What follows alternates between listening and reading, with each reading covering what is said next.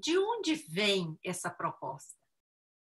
Na própria exposição de motivos que o governo apresenta junto com a proposta ao Congresso, está lá esse trecho aí, ó, estudo do Banco Mundial, um ajuste justo,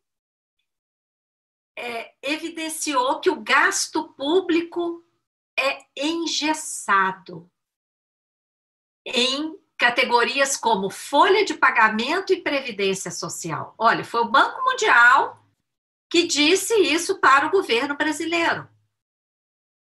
E aí ele cita alguns dados e outro estudo também do Banco Mundial, mais recente, do ano passado, gestão de pessoas e folha de pagamento do setor público brasileiro, o que os dados dizem, chegou à conclusão, corroborando o estudo anterior, de existência de distorções nos gastos com pessoal. Bom, o primeiro ponto que a gente coloca aqui é o seguinte: será que nós não temos ninguém no Brasil, nos órgãos de controle, não é, nos diversos órgãos do executivo, capazes de fazer uma análise do gasto público no país? Para fazer esses estudos, o Banco Mundial teve acesso a todas as informações do país. Olha quanta estratégia aberta para um banco. Braço do BIS. Como vocês sabem, já falei em outras lives, o BIS, uma instituição privada que se coloca como o Banco Central dos bancos centrais, manda no Banco Central do Brasil, que é subordinado ao BIS, e tem como braços o FMI e o Banco Mundial. O Banco Mundial que fez esses estudos aí. Tá? E aí, diante desses estudos, a gente vê que esse documento do Banco Mundial é que está servindo de orientação para a redação da reforma, propondo ataques claros nos direitos sociais, por exemplo, os dados, os trechos sobre educação e saúde que eu vou mostrar em seguida. Olha o que o documento do Banco Mundial fala em relação à educação básica. Fala da ineficiência da educação básica, está no número de alunos por professor. E aponta como solução o enxugamento do quadro de professores, para aumentar em 33% a razão aluno-professor.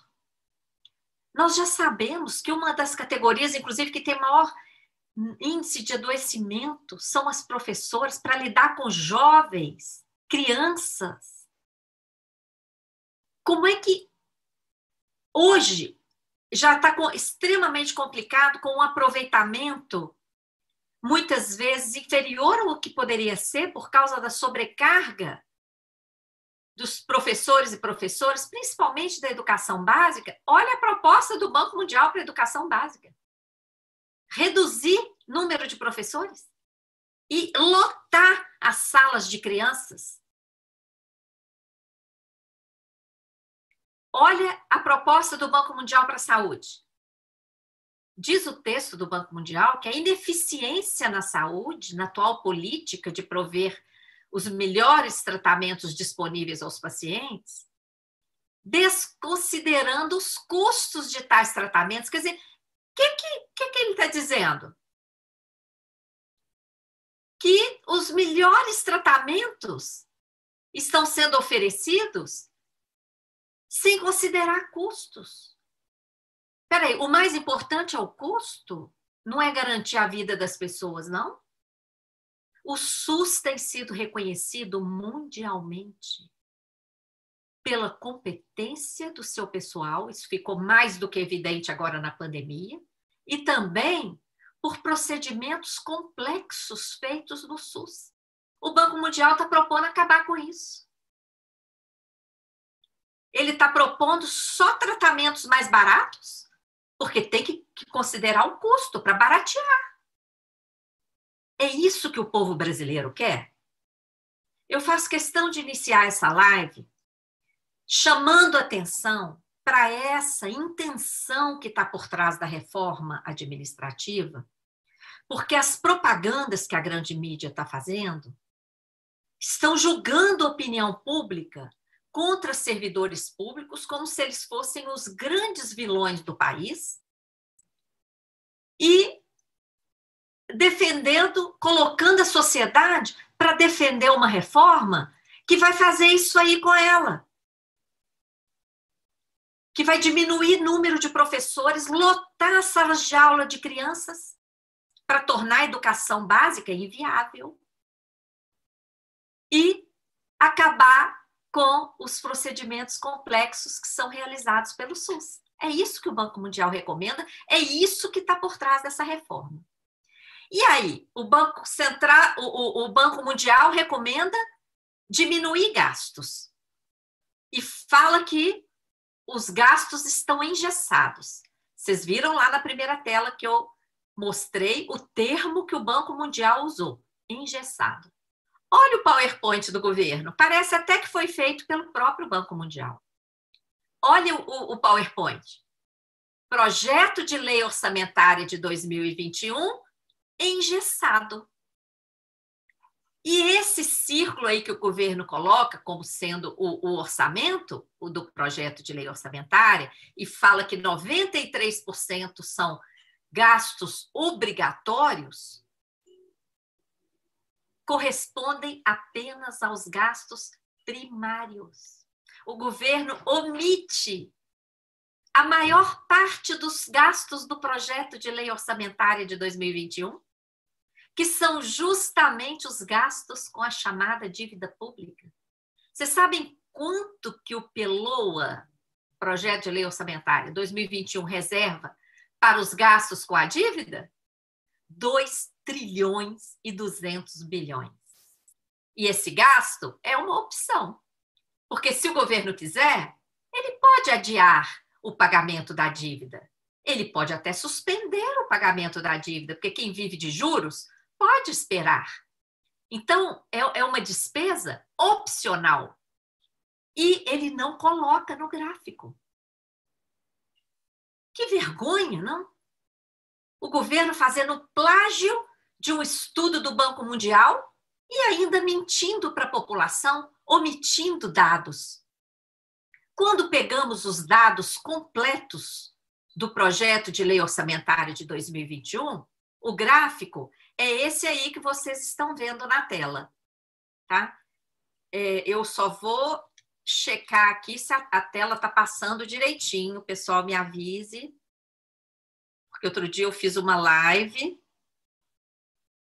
e as telas não estavam passando para o público. Deixa eu ver aqui se as telas estão passando, Vinícius.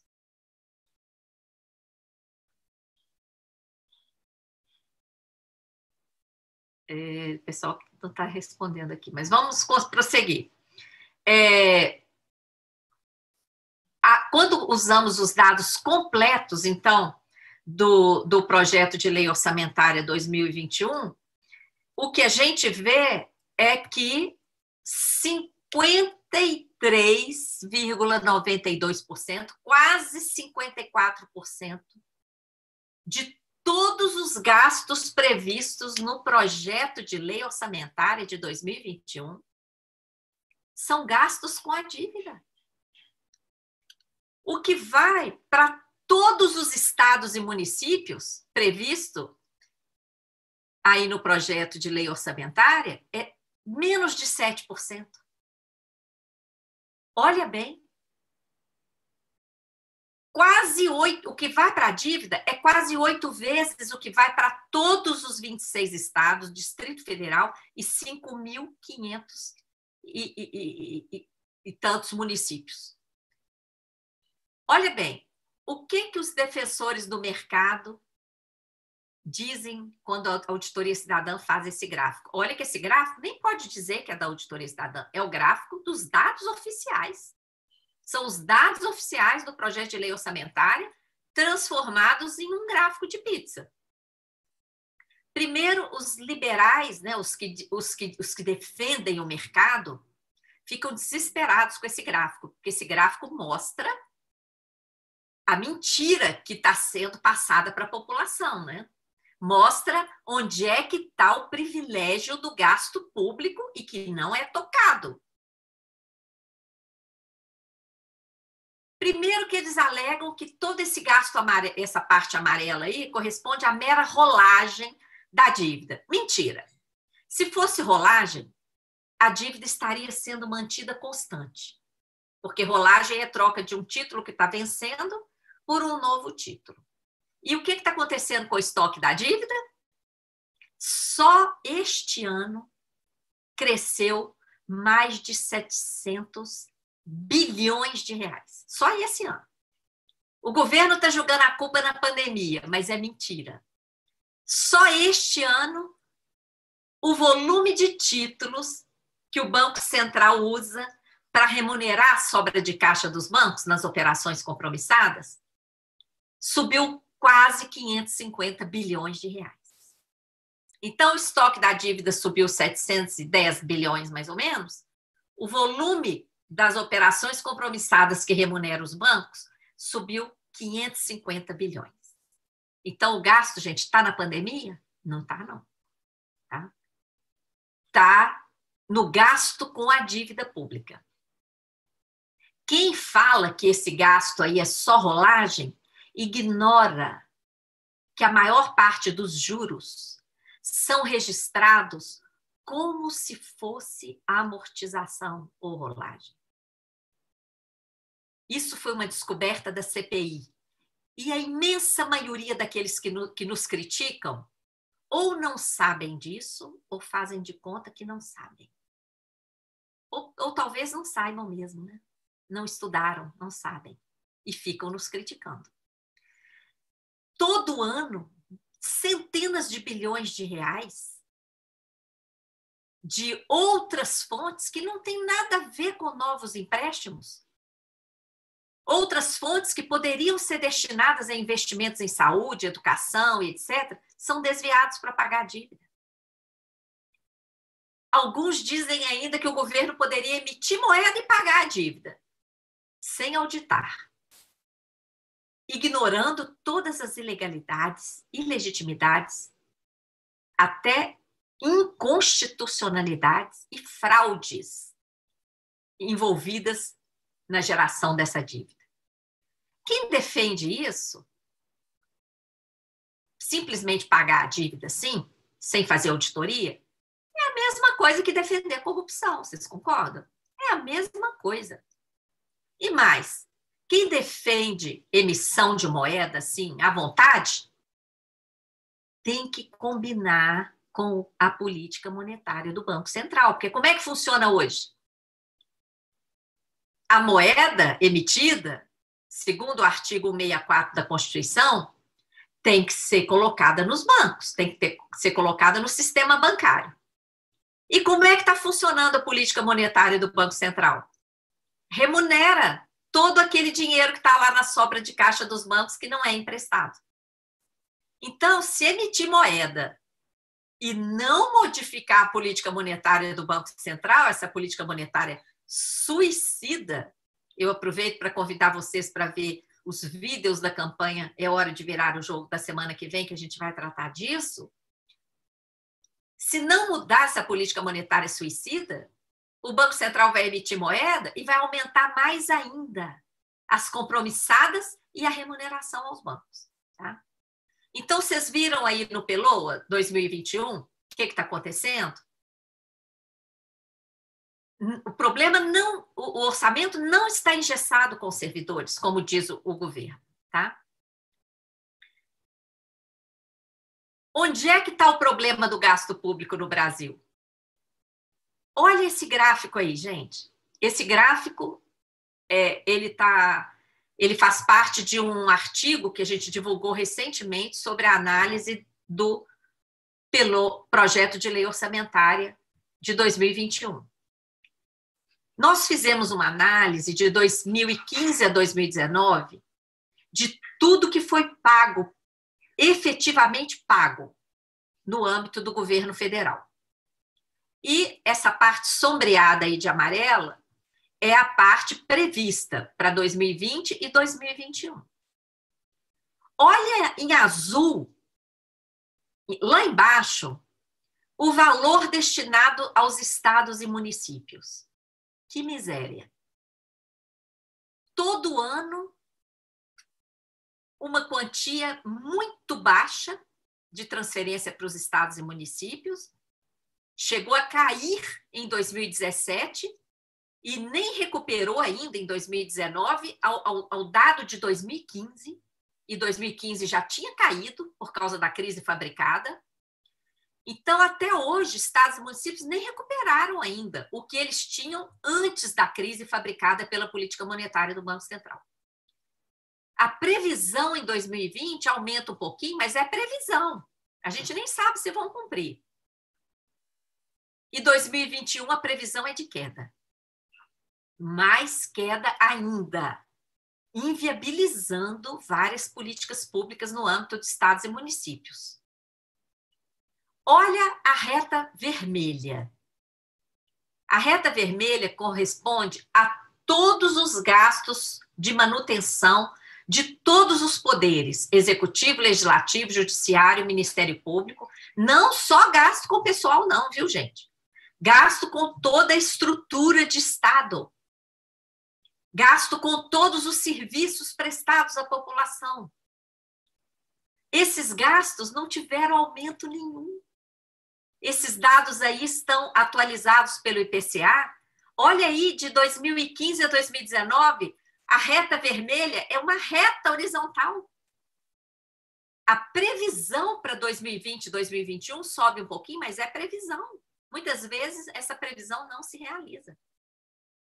Agora, olha os gastos com a dívida e a previsão para 2020 e 2021. E esse ano, só até julho, já gastamos mais de 700 bilhões com a dívida. Tá? Olha aí. Essa proposta de reforma administrativa, ela traz aliás, gente, eu falei aqui que nós já gastamos mais de 700, não, mais de 700, deixa eu corrigir um dado aqui. Mais de 700 bilhões é o que a dívida aumentou esse ano. Nós já gastamos em 2020 praticamente R$1 trilhão com a dívida pública. Tá? Está sendo o maior gasto até agora. E não é por causa da pandemia. A maior parte disso está aí na política monetária do Banco Central. Tá? A intenção explícita do governo em reduzir o gasto com pessoal, obedecendo ao Banco Mundial, ao mesmo tempo em que o projeto de lei orçamentária destina 2 trilhões e 200 bilhões com os gastos com a dívida, está aí numa recente notícia divulgada pelo Paulo Guedes, quando ele fala que a reforma administrativa vai economizar 300 bilhões aí em 10 anos. Tá? 300 bilhões em 10 anos. Ao mesmo tempo, o que prevê é gastar em um ano com a dívida, no projeto de lei orçamentária 2021, é 7 vezes maior do que essa economia que ele pretende fazer aí com a reforma administrativa. Tá? Peraí, deixa eu passar.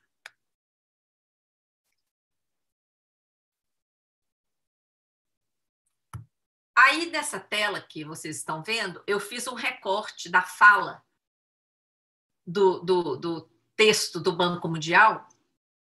Olha o que diz o Banco Mundial. O governo brasileiro gasta mais do que pode e gasta mal. Essa é a principal conclusão do estudo. E é mentira. De 1995 a 2015, durante 20 anos,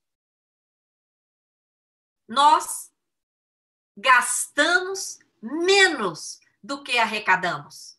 Então, gastamos menos do que poderíamos ter gasto.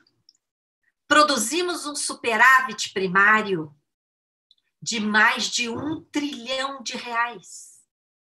que é o superávit primário? É justamente a sobra, quando comparamos tudo que arrecadamos e tudo que gastamos com toda a manutenção do Estado e com todos os serviços prestados à população.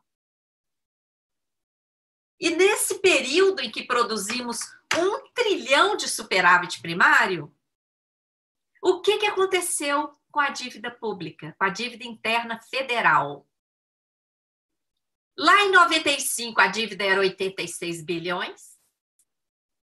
Em 2015, ela chegou a 4 trilhões. Ora, se nós gastamos menos do que arrecadamos, com todos os serviços públicos, com toda a manutenção do Estado, o que fez a dívida explodir? É claro que não foram esses gastos, porque eles ficaram muito abaixo da arrecadação. E ainda sobrou R$1 trilhão. O que fez a dívida crescer e explodir desse jeito foram os próprios mecanismos financeiros que geram dívida pública, principalmente os mecanismos da política monetária suicida do Banco Central. Dentre eles se destaca a remuneração da sobra de caixa dos bancos. Até o Tribunal de Contas da União já afirmou, o link está aí, essas telas vão ficar disponíveis para vocês. O Tribunal de Contas da União já tem afirmado que essa dívida interna brasileira não serviu para investimentos. Apenas cerca de 400 bilhões desses 4 trilhões aí que cresceram nesse período foram entregues ao BNDES. Uma parte foi, inclusive, investida no exterior. E esses 400 bilhões já foram devolvidos ao Tesouro. Tá? Olha as conclusões erradas do Banco Mundial que estão pautando a PEC 32. Em outro trecho do estudo, o Banco Mundial fala que, ao longo das 2 últimas décadas, o Brasil observou um consistente aumento dos gastos públicos, o que coloca em risco a sustentabilidade fiscal. Eu acabei de mostrar. Ora, se nós produzimos R$1 trilhão de superávit primário, onde é que houve o consistente aumento do gasto público? Não foi no gasto com pessoal, que a PEC 32 ataca. Não foi na manutenção do Estado, que a PEC 32 desmonta. Onde é que foi o aumento consistente dos gastos? No gasto com a chamada dívida pública. Mas em momento nenhum o Banco Mundial fala isso. Ele cita a queda do PIB em 2015 e 2016, mas não fala que essa queda decorreu da crise fabricada pela política monetária do Banco Central. Depois de falar essa mentirada toda e essas informações distorcidas, ele conclui que o investimento público foi anulado nos últimos anos. Tudo isso para empurrar a reforma, tá? Diante dessa fala do Banco Mundial, mais uma vez, olha que vergonha, o governo faz um plágio dessa fala do Banco Mundial e mente para a população. E mostra esse gráfico que desde 2015 o investimento público tende a zero, omitindo que essa queda no investimento decorre da crise fabricada pela política monetária do Banco Central e da destinação de cerca de 40% do orçamento federal para gastos financeiros com essa chamada dívida pública que tem crescido sem contrapartida alguma em investimentos ao país. Vou falar um pouquinho dessa crise fabricada. O vídeo da campanha É Hora de Virar o Jogo, divulgado nesta semana é um vídeo específico sobre a crise fabricada. Então, aqui eu vou resumir, tá? E depois vocês podem assistir lá o outro vídeo que está explicando mais. Essa crise foi produzida pela política monetária do Banco Central, que, ao mesmo tempo, elevou a taxa de juro básica para 14,25%, sem justificativa alguma, manteve nesse patamar por mais de um ano. Junto com isso, aumentou o volume das operações compromissadas que estão se prestando a remunerar a sobra de caixa dos bancos. Aumentou o volume dos contratos de swap cambial, que deram um prejuízo brutal. Chegou a ser noticiado na grande mídia. Centenas de bilhões de reais de prejuízo. Aumentou excessivamente a emissão de títulos. Depois que emite o título, o que tem que fazer? Pagar juro. E o que foi feito com esses títulos emitidos centenas de bilhões a mais do que o necessário? Ficaram lá na conta única do Tesouro. E pagando juro, tá? E que juro? 14,25 a taxa básica, mas os títulos estavam sendo vendidos a juros ainda muito superiores a isso. Nós, da Auditoria Cidadã, já tínhamos visto que essa política ia arrebentar com a economia brasileira. Publicamos em janeiro de 2016 esse artigo, O Banco Central está suicidando o Brasil. Está aí o link, vocês podem ler. Ora, se nós, um movimento social com toda a dificuldade de acesso a dados, já havíamos visto no que ia dar essa política monetária, será que quem estava fabricando essa política não sabia disso? Claro que sabia. A crise fabricada derrubou o PIB. Só em 2015 o PIB caiu 3,55%.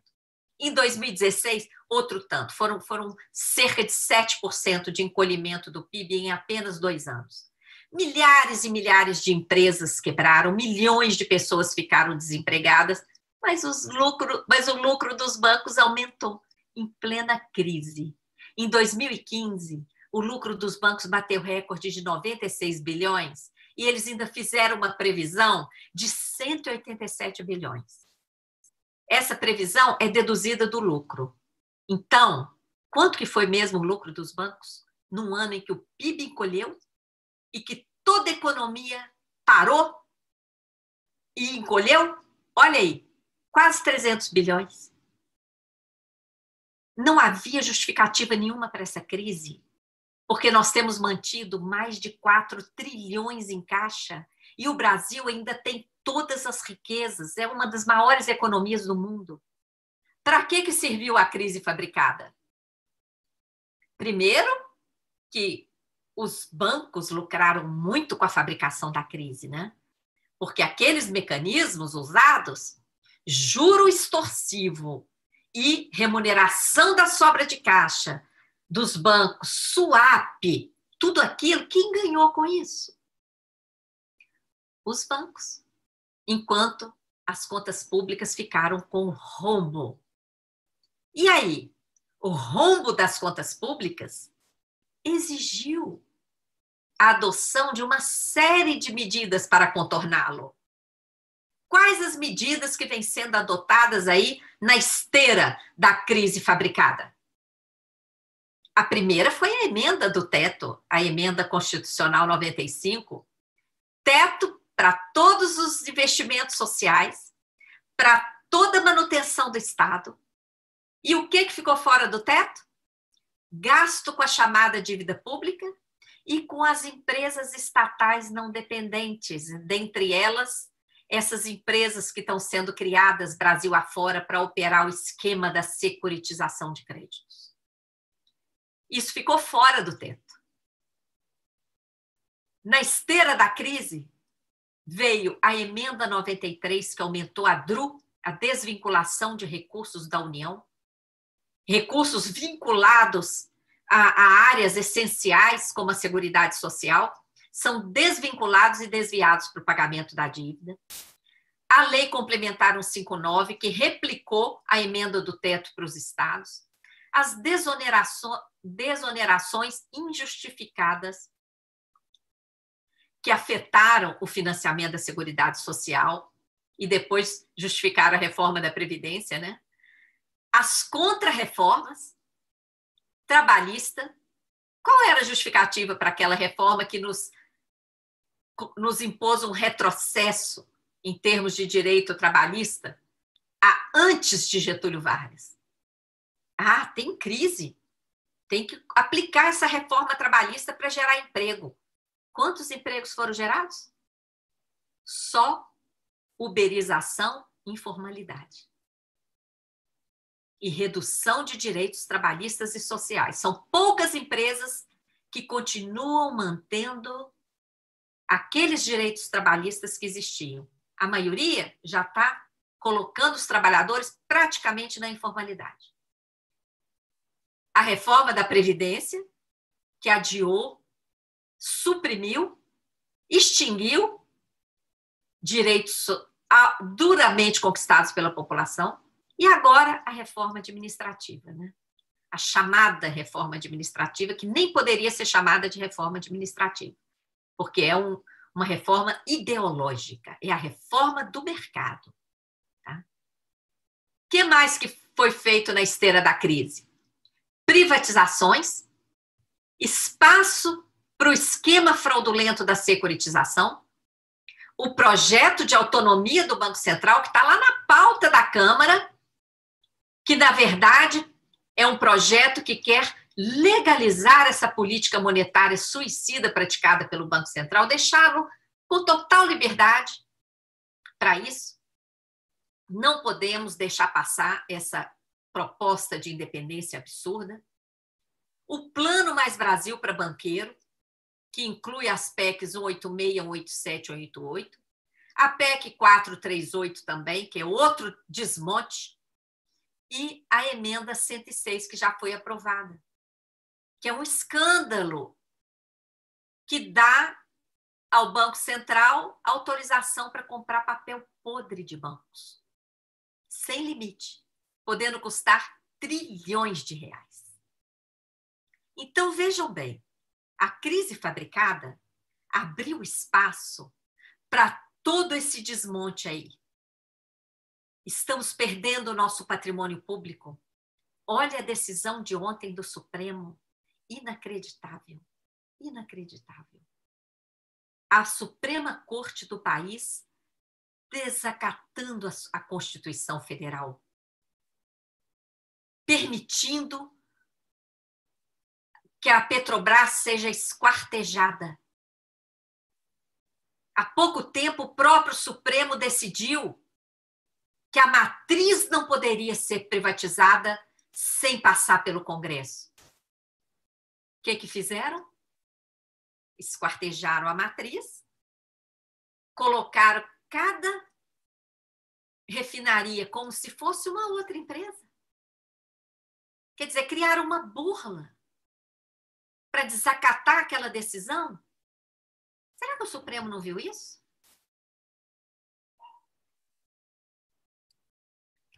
O déficit das contas públicas sempre esteve no Banco Central. Os dados mostram isso. Nós temos que denunciar onde é que está o rombo das contas públicas.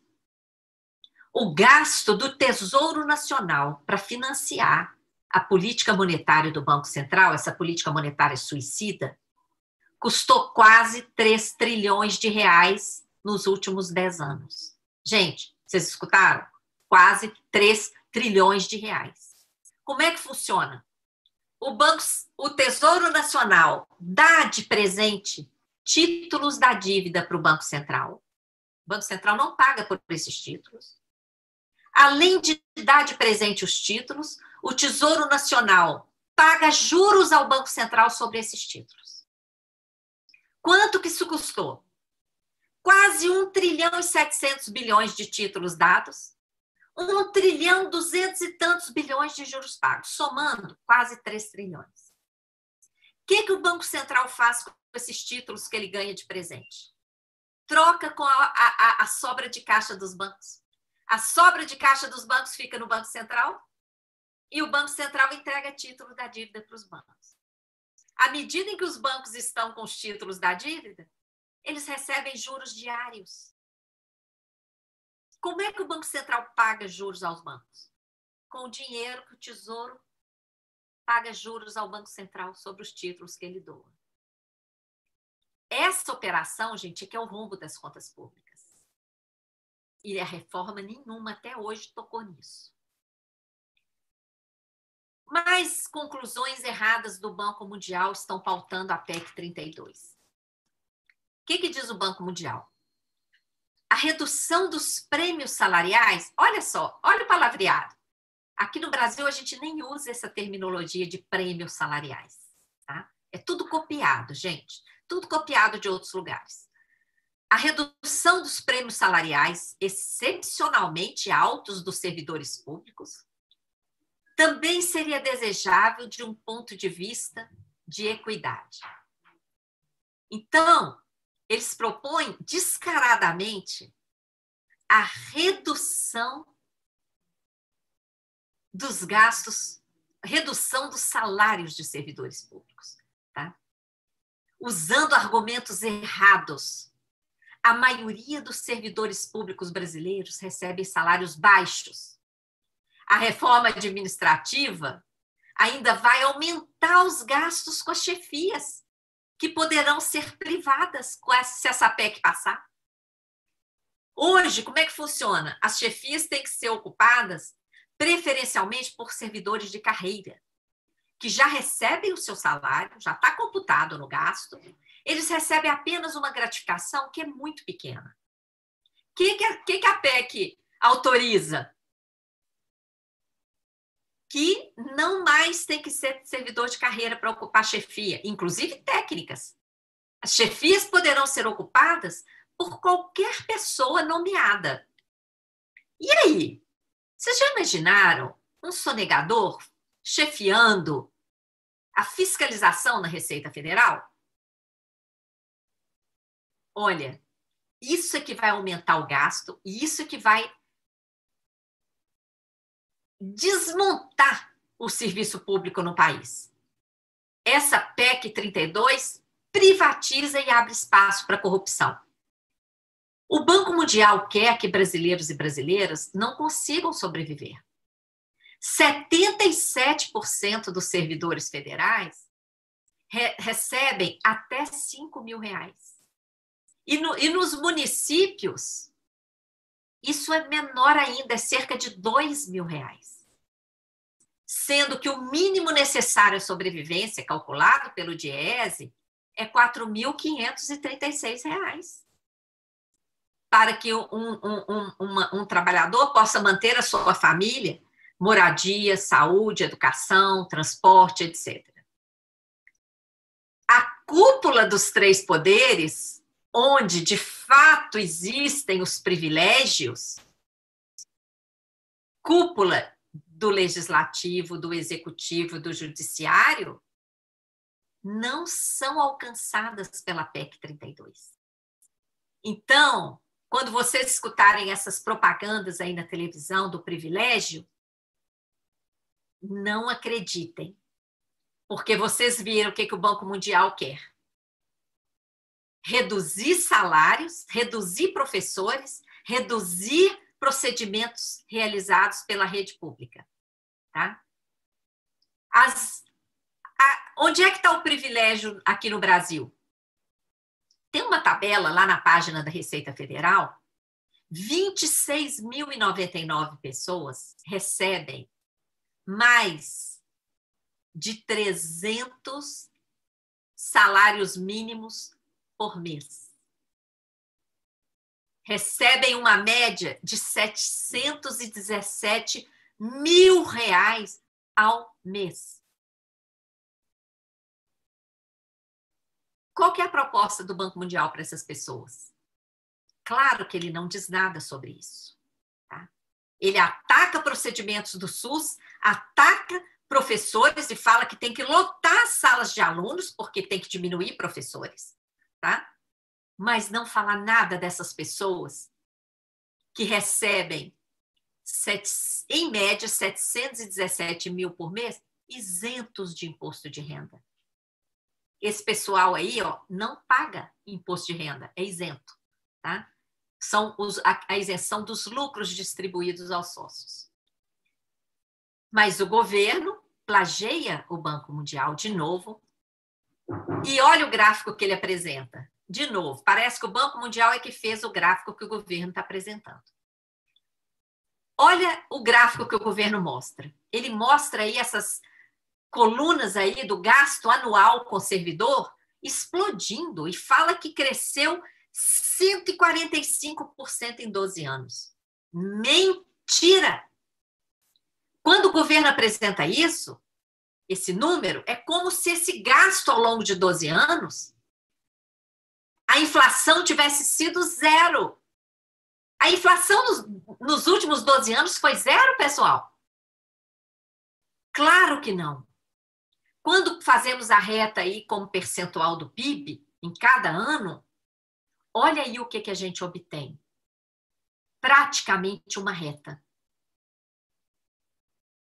Na verdade, em relação ao PIB, houve queda no gasto com pessoal. Caiu de 4,54% do PIB para 4,34%. O governo deveria ser obrigado a retificar esses dados, porque é um absurdo trazer dados errados para julgar a sociedade contra servidor público que presta serviço para ela. Para julgar a sociedade a favor de uma PEC 32 que é contra os interesses da própria sociedade. Se nós fizéssemos um gráfico colocando os gastos com a dívida na mesma escala que o governo coloca os gastos com servidores, olha aí o que teríamos. Olha que coisa ridícula. Olha o tamanho do eixo vertical. Os gastos com a dívida representados por esse pico aí amarelo, tá vendo? Enquanto os gastos com o pessoal estão lá embaixo. Ó. Onde é que está o problema das contas públicas? Está na política monetária suicida do Banco Mundial, do Banco Central, que transfere centenas de bilhões de reais aos bancos às custas do Tesouro Nacional. Temos dinheiro sobrando para remunerar diariamente a sobra de caixa dos bancos? Essa é a prioridade do país? Quando fazemos o gráfico honesto, olha aí o que a gente tem. O gasto com servidor é essa reta vermelha lá embaixo. Praticamente uma reta horizontal. E aí, gente, nós levantamos dados dos últimos 20 anos. Essa pequena elevação aí no gasto com pessoal corresponde à expansão das universidades públicas, expansão dos institutos federais, que agora está tudo inviabilizado. Onde é que está o problema nas contas públicas? Olha aí a representação do gasto com a dívida em vermelho. Sempre acima do trilhão, muito maior do que o gasto com pessoal, várias vezes superior ao gasto com pessoal. Todos os anos, gente, olha aí, o gasto com pessoal ficou no máximo aí em torno de 300 bilhões de reais. E o gasto com a dívida em todos os anos superior ao trilhão. Na exposição de motivos da PEC 32, o governo afirma explicitamente que ele quer garantir condições orçamentárias e financeiras para a existência do Estado e para a prestação de serviços públicos à população. Quando, na verdade, a existência de Estado só é possível com a manutenção de um quadro permanente de pessoal. Como é que nós vamos manter o Estado com servidores de governo? Cada governo chega e coloca lá a sua turma. Como é que nós vamos garantir a manutenção do Estado? A população tem que entender que essa proposta tem fins políticos. Aqueles políticos que chegam querem dar emprego para sua turma e tirar todo mundo que está lá treinado. Cada um quer chegar com a sua turma. Isso não é projeto de Estado. Isso é projeto político e projeto de mercado. Porque a outra coisa que essa PEC faz, quando ela acaba com essa estrutura de Estado, ela acaba com o regime jurídico único de servidores, acaba com a estabilidade de servidores, quando ela faz isso, ela coloca a população vulnerável. É a população que vai correr risco de não ter a continuidade dos serviços públicos. Entre os objetivos, o que está lá na exposição de motivos? Entre os objetivos, a emenda, essa proposta de emenda à Constituição, quer equiparar benefício de servidores públicos aos oferecidos pelo regime de previdência social. Isso aí, gente, está copiado lá da proposta de reforma da Previdência. E fala, o servidor é a segunda maior despesa da União, atrás apenas da Previdência. Gente, de novo, omitem que o maior gasto é o gasto com a dívida pública. Jogam a opinião pública contra os servidores. Essa PEC 32 nem poderia ser chamada reforma administrativa, como eu falei. Ela é uma reforma ideológica. Qual ideologia? A ideologia do mercado.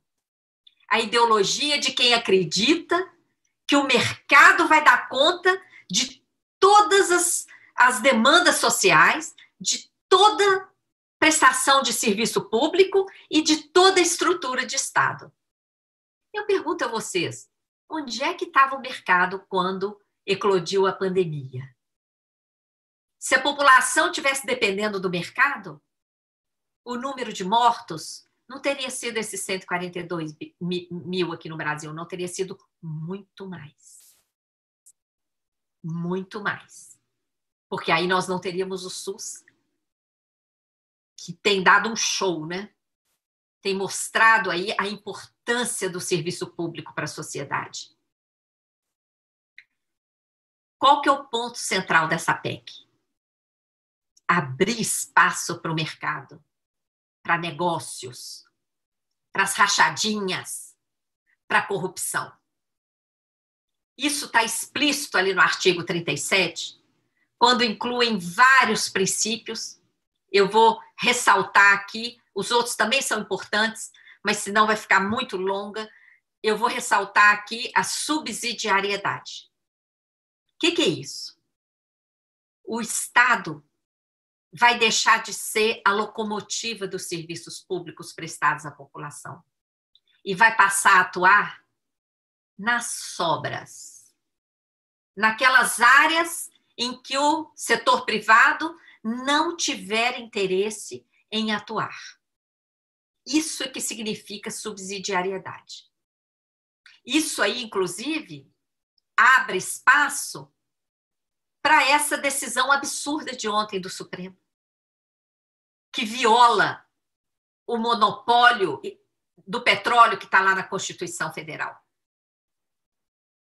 Essa questão da subsidiariedade aí está conectada com outra mudança dessa PEC 32, lá ao artigo 173 da Constituição, que fala do funcionamento das empresas estatais e está incluindo novos dispositivos lá, proibindo justamente o monopólio. Tá? Então, essa PEC, gente, ela é um atraso. Ela desmonta o Estado brasileiro, abrindo espaço para privatizações, para o aprofundamento, né, das privatizações, porque elas já estão ocorrendo, mas essa PEC vai aprofundar ainda mais, terceirizações e o verdadeiro desmonte do serviço público. Imagine se todo o povo brasileiro tiver que pagar para ter qualquer atendimento médico, tiver que pagar para ter acesso a qualquer serviço de educação. a qualquer serviço público, porque tudo vai ser privatizado se essa PEC passar. E qual que é a situação do povo brasileiro? Basta ver o dado que a Caixa Econômica divulgou. 107 milhões de pessoas pleitearam o auxílio emergencial. Ou seja, mais da metade da população brasileira está vulnerável, está desempregada, está na informalidade, está abandonada, está dependendo de um auxílio emergencial para sobreviver. Já pensou como que essas pessoas vão pagar para ter serviço de saúde, de educação e etc? Gente, é a institucionalização da barbárie no Brasil. A comprovação do desmonte do Estado está ali num novo artigo que a PEC inclui ao artigo 37 da Constituição, que permite que o Estado firme contratos com qualquer entidade privada para prestar qualquer serviço público. E ainda fala, podendo compartilhar estrutura física e pessoal, havendo contrapartida financeira ou não. Quer dizer, o que vai acontecer? Vocês já ouviram falar de algum setor privado que compartilha seus edifícios, suas clínicas, suas universidades, etc., com o setor público sem cobrar? Isso não existe. Agora, o que vai existir é o contrário.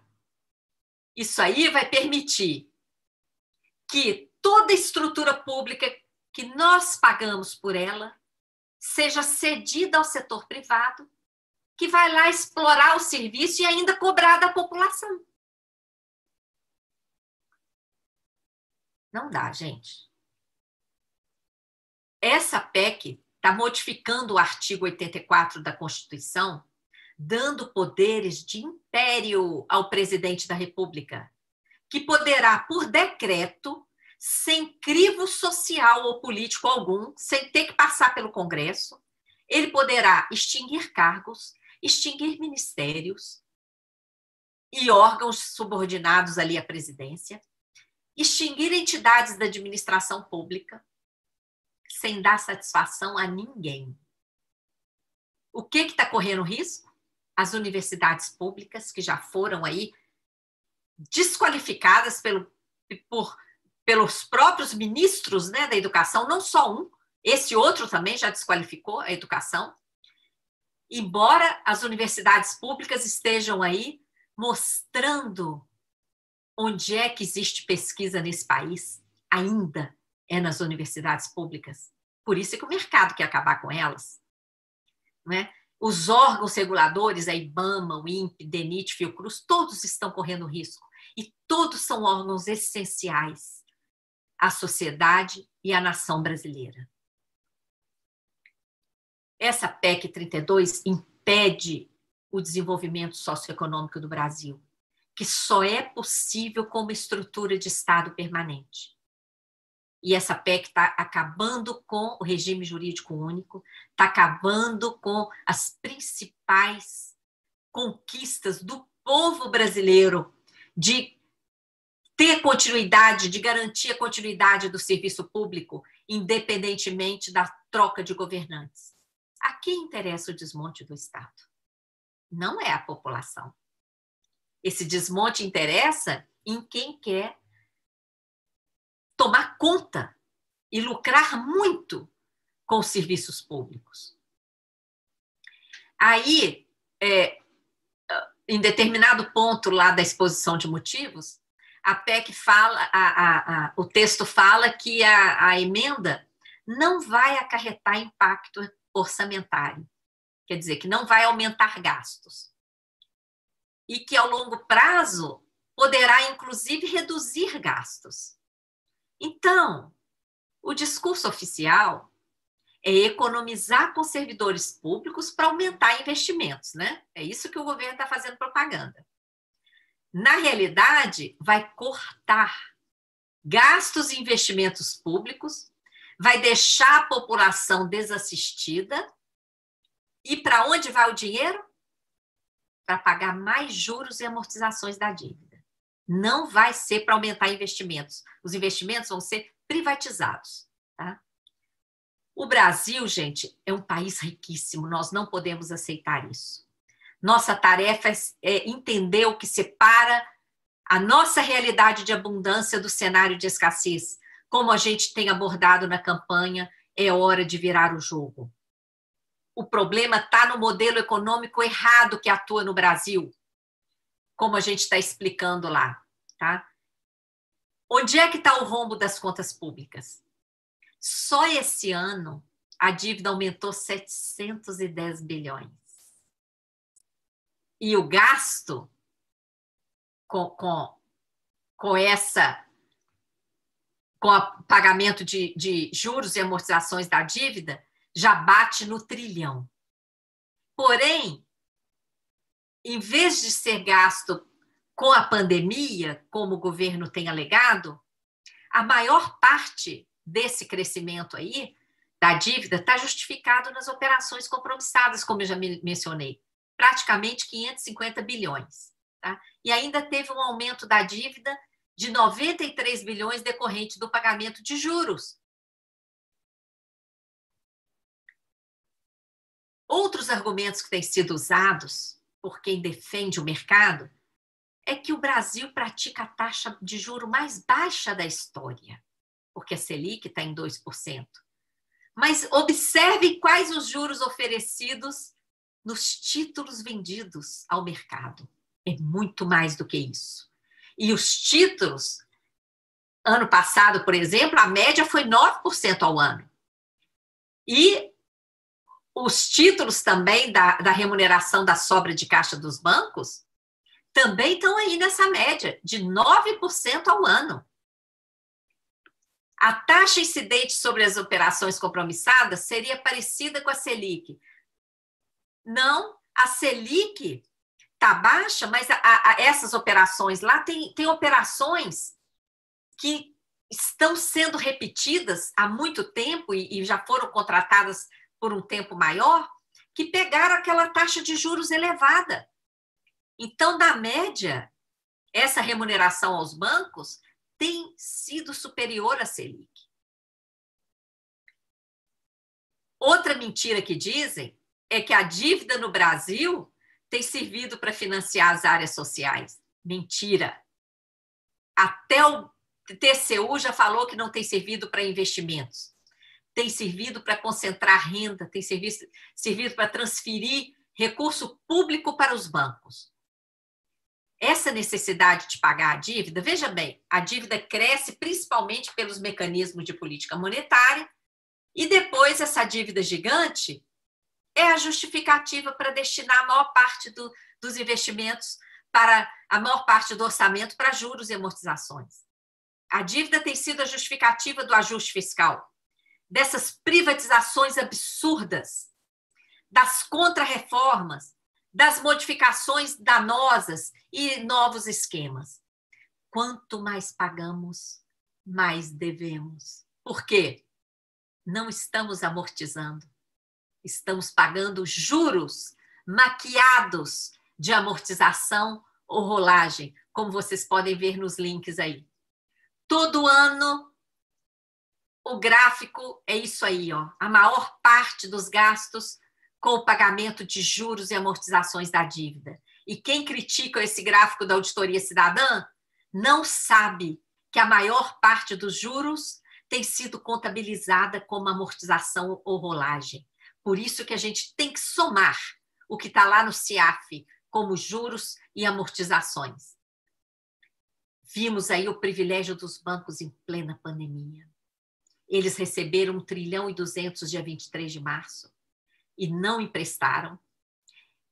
Vão receber vários trilhões com os mecanismos inseridos na emenda 106, que autoriza o Banco Central a comprar papel podre de bancos.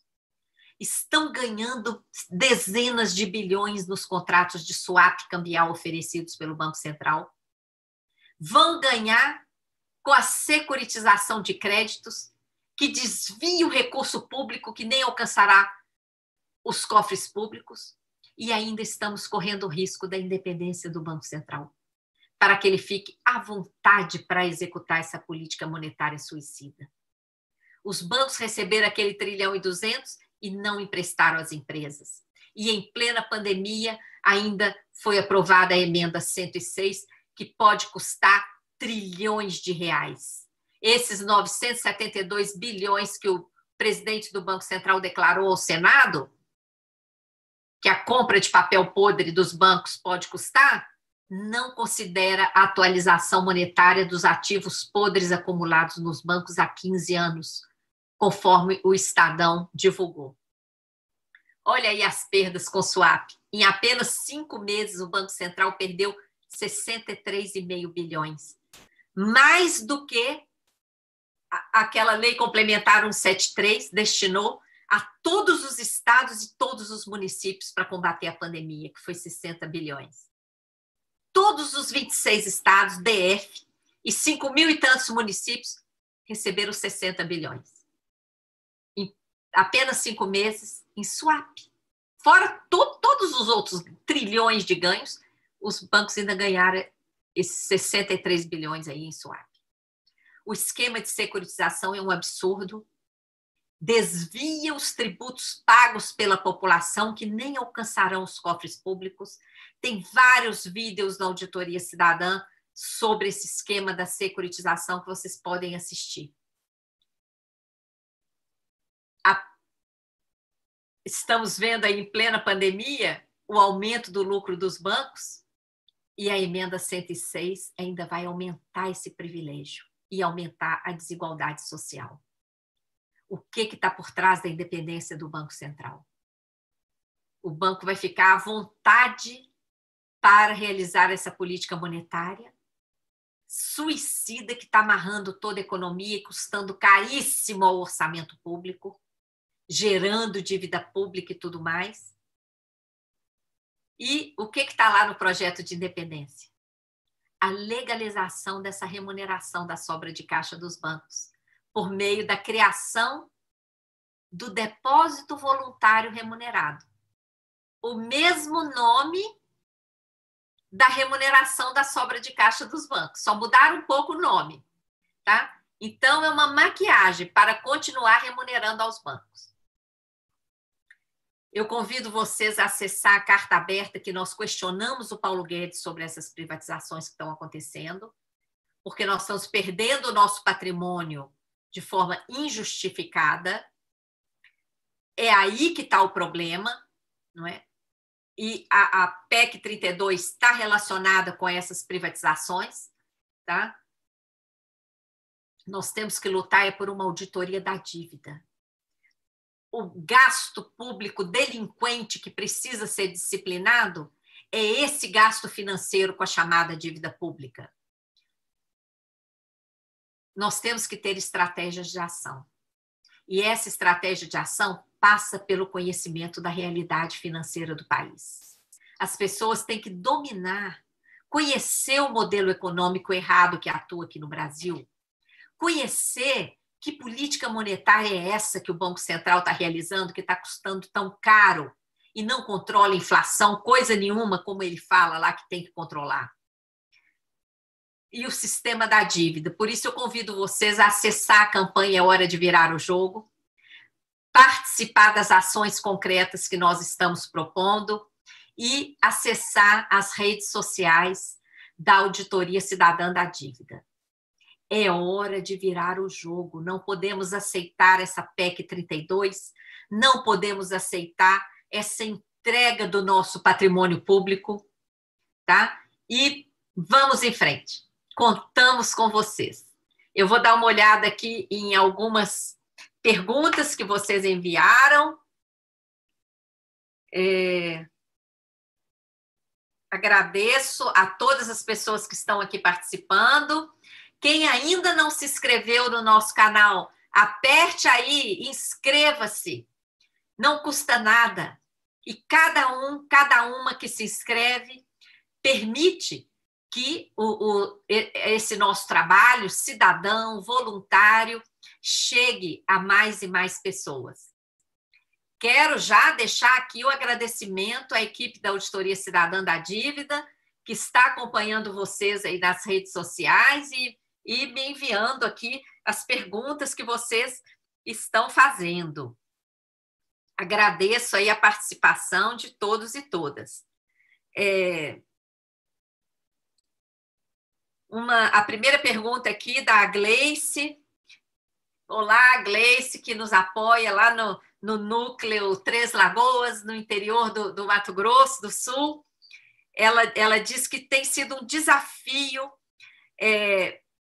fazer as pessoas entender que a luta contra a PEC precisa ser entendida na totalidade do sistema da dívida. Sim, Gleice, esse é o nosso desafio.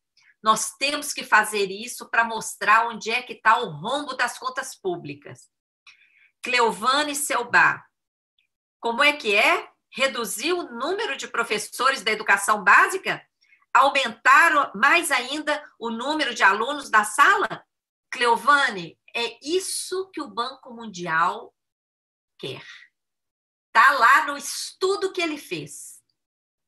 E é isso que está orientando o governo com essa PEC 32. Porque tudo que o Banco Mundial orientou está ali naquele PowerPoint que o governo está apresentando e está na exposição de motivos da PEC.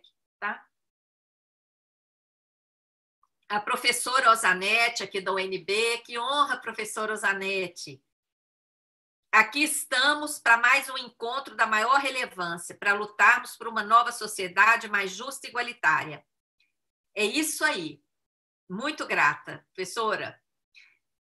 Divulga aí, essas telas nós vamos divulgar na página da Auditoria Cidadã, vamos disponibilizar, vocês podem usar à vontade.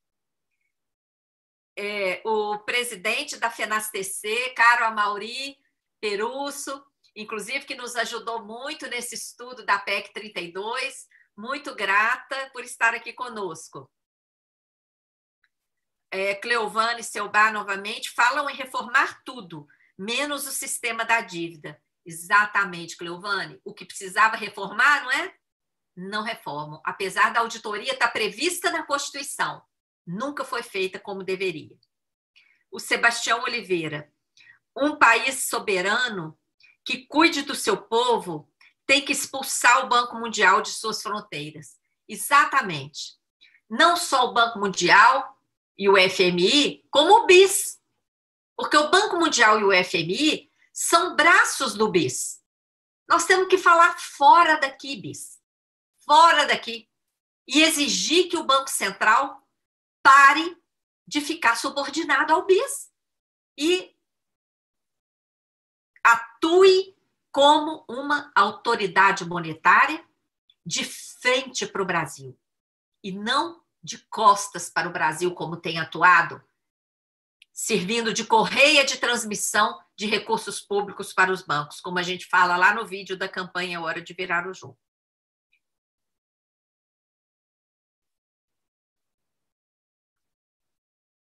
A Célia Martins agradece pelos grandes e necessários esclarecimentos sobre a reforma administrativa. Muito grata, Célia.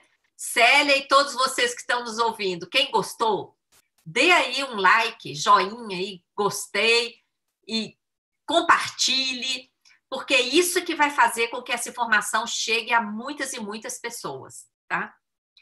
O Antônio Manuel Mendonça de Araújo. Maria Lúcia, se puder, passe esses slides para o meu e-mail. E, olha, Antônio, nós vamos colocar no site da Auditoria Cidadã, para que todas as pessoas acessem. O site está aí na tela, auditoriacidadã.org.br. Quando vocês acessam lá o site, tem o menu. Vocês olham lá, menu, palestras. Eu vou colocar essas telas lá, tá bom? Lídia Jesus. Querem mais dinheiro privatizando tudo para alimentar o sistema da dívida. É isso aí. E esse dinheiro que eles querem, Lídia, vai ser arrancado de servidores públicos que eles estão propondo redução salarial.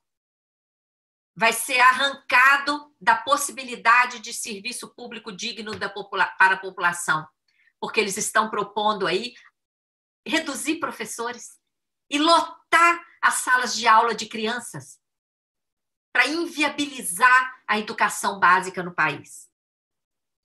O Daniel Simões, caro Daniel Simões, pesquisador português que vive no Brasil, por que alguém haveria de ser contra 100% de transparência da dívida pública brasileira?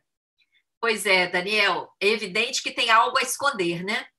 Se der transparência, se o próprio governo der transparência ampla, usando, né, toda a grande mídia, como ele faz, por exemplo, para ficar colocando propaganda contra o povo, aí divulgando essa reforma, se ele divulgasse com transparência a dívida pública, o povo ia saber que essa dívida tem sido usada para remunerar a sobra de caixa dos bancos.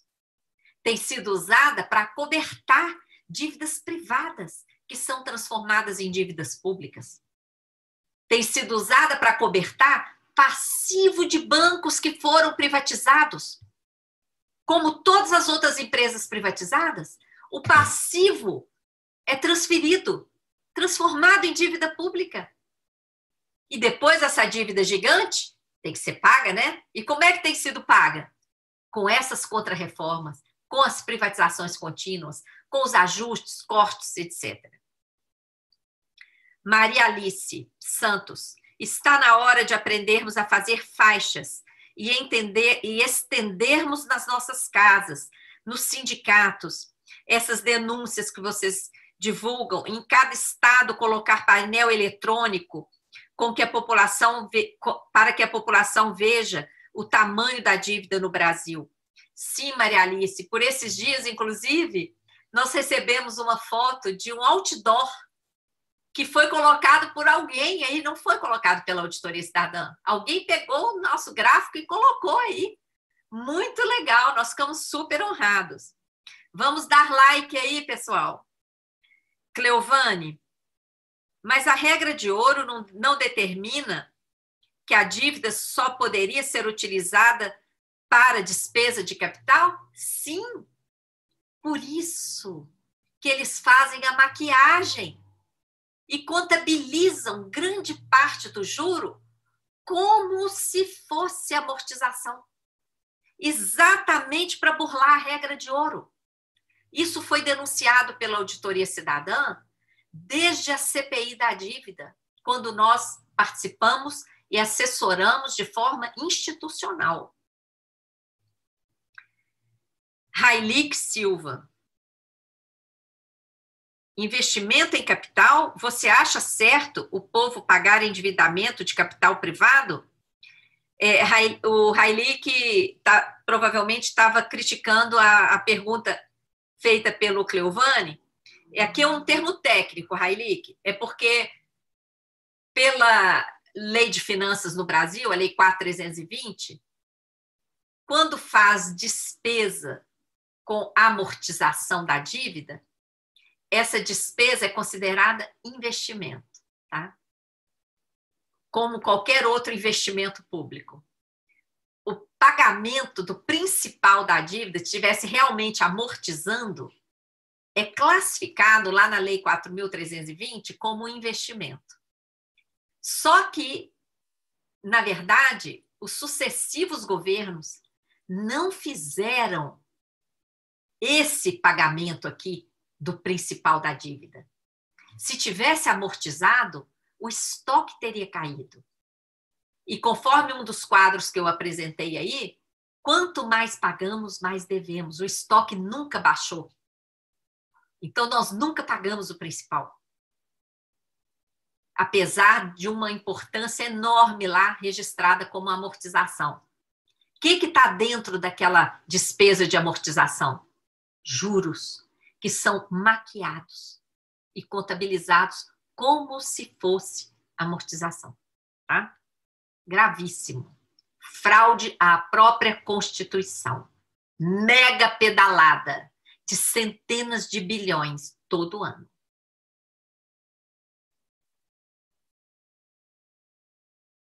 A Adriana Freis questiona: qual é a carta magna desse sistema?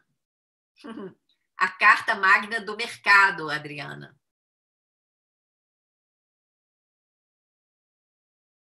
O Rodrigo acrescenta que no Brasil a dívida tem servido para pagar a própria dívida. É o que eu acabei de falar, e juros, né? Está servindo para pagar juros. Por isso que a dívida cresce como bola de neve. Porque se estivesse pagando o estoque da dívida, ela estaria caindo. Adriana Freis, a solução é entender o que e quem rege essas barbáries. Amparados por quais leis? E ela bota tudo em minúsculo e com muitas interrogações. Realmente, Adriana, tem que entender, por isso que eu falei aqui no final que a estratégia é conhecimento. Por quê, gente? Deixa eu beber um pouquinho de água aqui, que eu estou falando muito.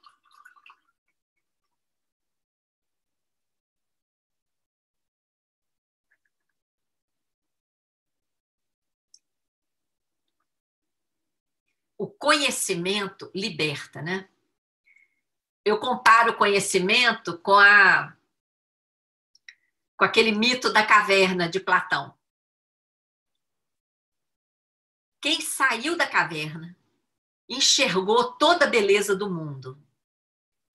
Qualquer pessoa que chegar para esses que saíram e viram o mundo, para tentar convencê-los de novo que a verdade se resume àquelas sombras que eles enxergavam enquanto estavam presos lá na caverna, você acha que essas pessoas que já saíram e viram tudo vão acreditar de novo só naquelas sombras? Claro que não. Adquirir conhecimento, compreender o sistema da dívida, compreender o funcionamento dessa política monetária suicida do Banco Central, é um conhecimento libertador. Essas pessoas nunca mais vão acreditar que tem que vender o patrimônio público para pagar a dívida, que tem que fazer contra-reforma para pagar essa dívida. Não. Essas pessoas já vão ter conhecimento desse funcionamento distorcido do sistema da dívida, dessa utilização da dívida para remunerar banco e etc. Tá? A Mônica Antunes, esse texto da PEC 32 é inaceitável. Não há o que se aproveitar. Ela destrói os serviços públicos. É isso aí. Rosivaine Barbosa, sou professora e estou divulgando o trabalho incrível da Auditoria Cidadã. Ô, Rosivaine, que honra! Contamos com você e com os demais mestres do nosso país. O Maurivan fala, dá um desânimo. Não, Maurivan, contrário. Como eu falei aqui, o conhecimento é libertador. Pegue esse conhecimento e vem para a luta.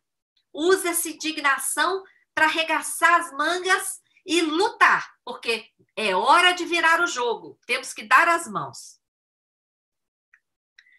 Bebeto Natanson. Os quadros responsáveis pela política econômica são todos formados oriundos dos bancos privados.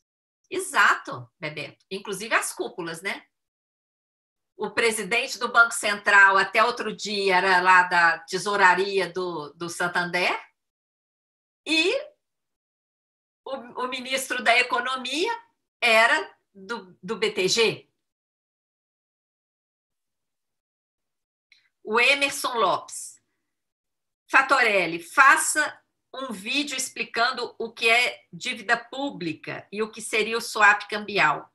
Olha, nós temos feito vídeos direto, inclusive, no âmbito da campanha É Hora de Virar o Jogo, nós temos feito vídeos curtinhos para explicar a campanha, para explicar o modelo econômico errado.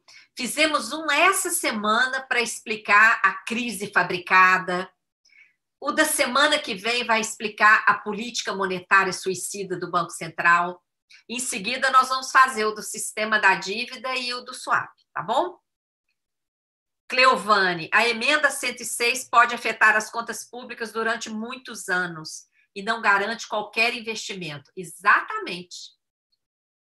Por isso, é uma emenda que, inclusive, está lá no Supremo, sendo questionada, porque na pressa de votar o artigo 7º ficou diferente nas duas casas, né? Então, eu faço um apelo aí a vocês também para nos ajudar e enviar cartas para os ministros do Supremo para barrar esse artigo 7º. Cleovane Seibá, as medidas foram apenas para reduzir gastos primários, que são a razão da existência do próprio Estado. Não houve nenhuma medida para conter a rolagem da dívida e fazer mais investimentos. Exatamente, a emenda 95 fez isso, e agora a PEC 32 de novo, né? Só ataca despesas privadas. O Márcio Pereira. Por que os bancos não são investigados pelas instituições, como o PGR, Ministério Público? Olha, os bancos têm que ser fiscalizados pela Receita Federal e pelo Banco Central. Agora, o Banco Central tem favorecido muitos bancos, né? Há muitos anos a gente não ouve falar do impedimento aí de operações, não é? Que os bancos fazem, por causa do... tem havido uma desregulamentação, né, das atividades aí dos bancos, permitindo todo tipo de papel podre, e aí vem uma emenda defendida pelo próprio Banco Central para ele mesmo comprar papel podre. Quer dizer, nós estamos vivendo um tempo... O Márcio, o Márcio Pereira, de um desmonte assim inacreditável, tá? Inclusive em termos éticos, né? Perderam completamente a vergonha de propor medidas insanas que deveriam ser combatidas. Quer dizer, a autoridade monetária e o Banco Central deveria combater, punir, né, determinadas operações. Ele mesmo está se colocando para dar uma ajeitada e comprar o papel podre do banco. E nesses papéis podres estão derivativos, e está tudo quanto há. Né? Tem uma live nossa explicando esses papéis podres. Tá? A Aide Werneck e Poubel. A professora Aide, da UNB, que honra saber da sua presença aqui, com a educação sucateada. Quando vamos fazer a população entender esses rombos? Pois é, Aide. Por isso que não se investe em educação. Para que a população fique num grau bem de medíocre para baixo, não é? Aí, se distraindo só com frasezinhas idiotas nas redes sociais, e não se interesse pelo Estado, não se interesse por seus direitos. Por isso é que é hora de virar o jogo. Nós temos que mostrar para a população que ela merece uma vida digna, que ela tem direito a receber, a participar de toda a abundância, de toda a riqueza que existe no Brasil. E não podemos aceitar esse desmonte que está acontecendo aqui, esse desrespeito. O Carniel fala, leis suicidas. Só o povo pelo povo. É isso aí. Maria Alice Santos, eu ouvi um jornal veicular que o Brasil está comprometido com dívida em 90% do PIB. É isso aí. A dívida crescendo desse jeito aí, só esse ano cresceu mais de $500 bilhão a compromissada? E o PIB caindo? Tá sim, tá alcançando.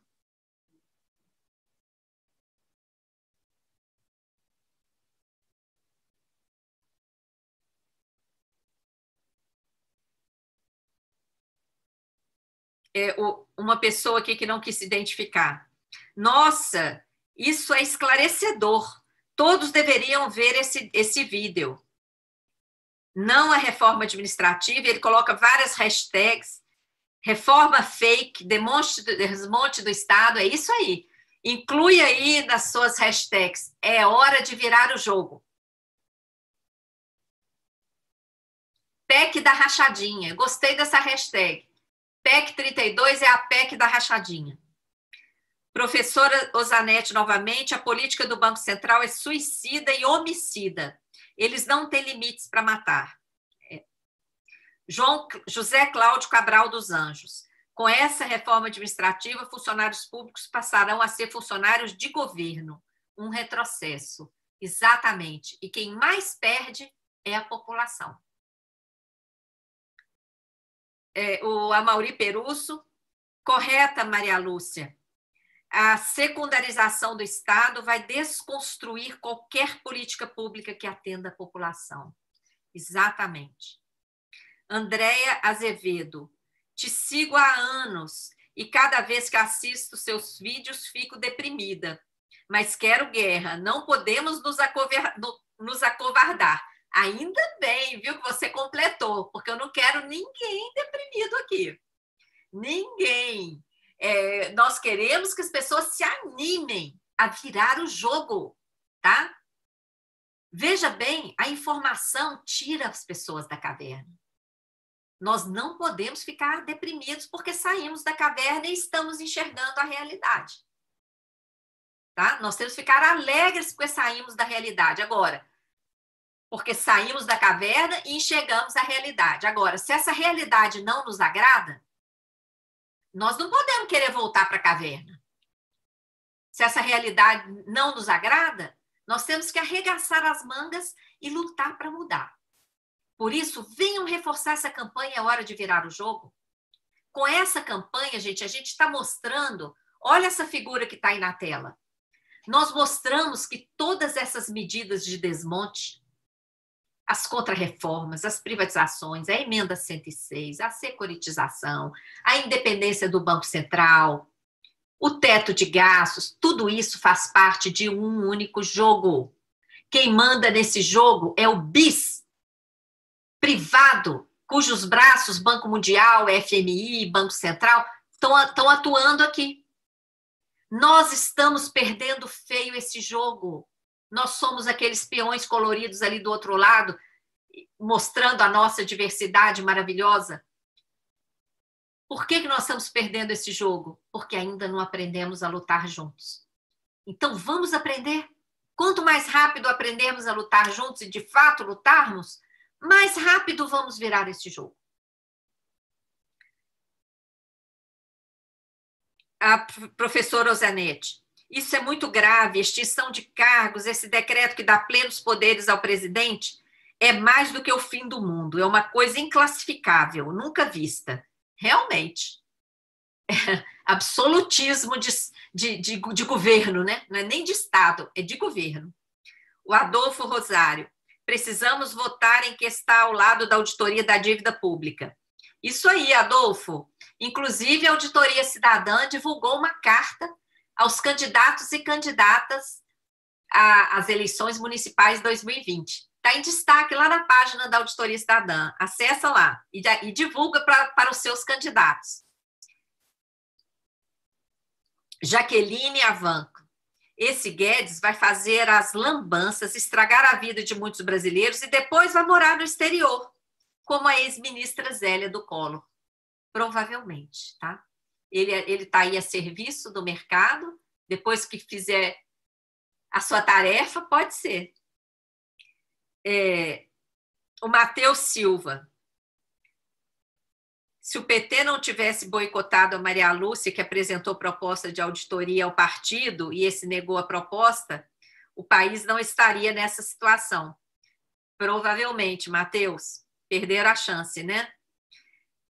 Mas agora é hora de olhar para frente, né?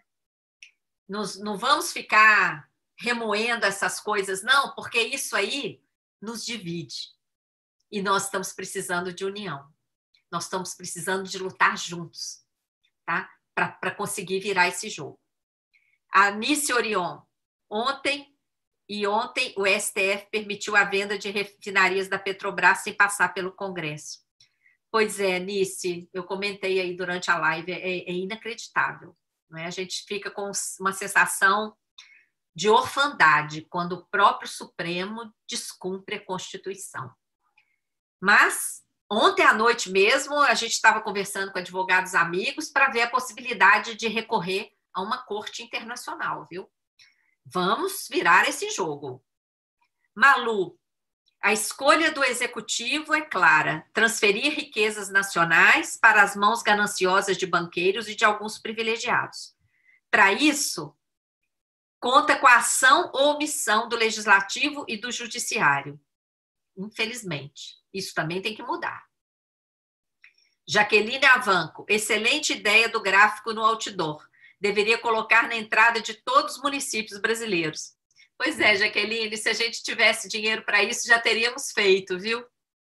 A Auditoria Cidadã vive de doações, gente. Quem quiser, inclusive, doar, lá no nosso site tem lá, doações, procurem lá. Porque o meu trabalho é voluntário, da maioria das pessoas é voluntário, mas a gente tem uma equipe que precisa do salário para sobreviver. Não é? Então, e a gente luta para manter isso. Outdoor custa caro. Então, as entidades, né, as centrais sindicais, os sindicatos que têm dinheiro, podem fazer esses outdoors. Ou então fazer doações para a Auditoria Cidadã ter como fazer. Dimas Casqueiro. Boa noite. Há algum apoio no Congresso que podemos ter como considerável em favor da Auditoria Cidadã? Sim, temos vários apoios, tá? Basta ver as votações, né, que a gente consegue, muitas vezes, barrar, virar, tá? Mas não é a maioria. A maioria está aí financiada pelo mercado, né?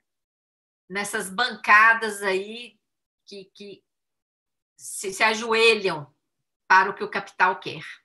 Basta ver que a emenda 106 foi aprovada. Na época, a Auditoria Cidadã fez várias notas técnicas, vários vídeos, alertas, e foi. Antônio Carlos Frederico. Existe algum político apoiando a nossa causa contra esses lesa-pátria? É o que eu acabei de responder, né? Malu, somente o povo unido, informado, pode lutar pela sua dignidade e direitos. É hora de virar o jogo. Isso. Por que os documentos e detalhes da reforma administrativa foram colocados em segredo de justiça? Pois é, igual da reforma da Previdência, né? Lembra dos dados da capitalização individual? Tudo em segredo. Luciana Ribeiro. Maria Lúcia, qual será o caminho das pedras para nos livrarmos desse pesadelo que vivemos? Luciana, está aqui uma campanha. É hora de virar o jogo. Se nós tivermos milhões de pessoas participando dessas campanhas, nós vamos virar esse jogo.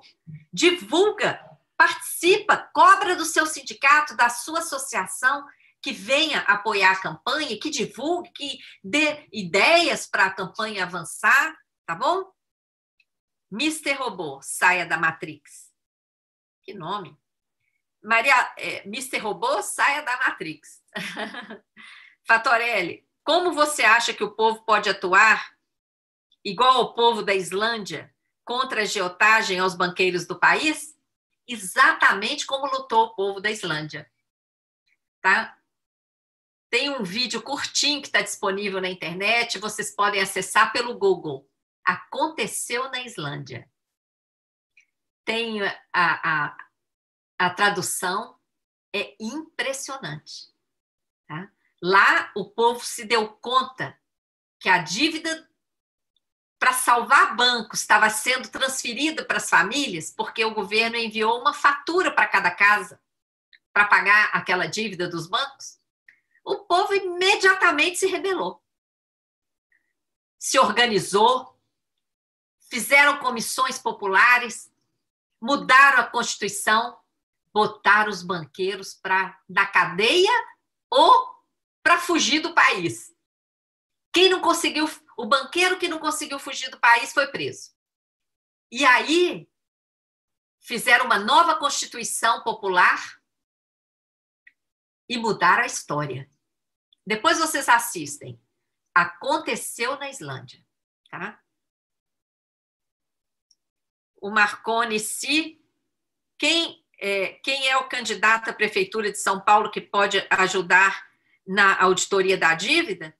Ô Marconi, envia a carta aberta para eles todos e cobre, tá? Não tenho como responder.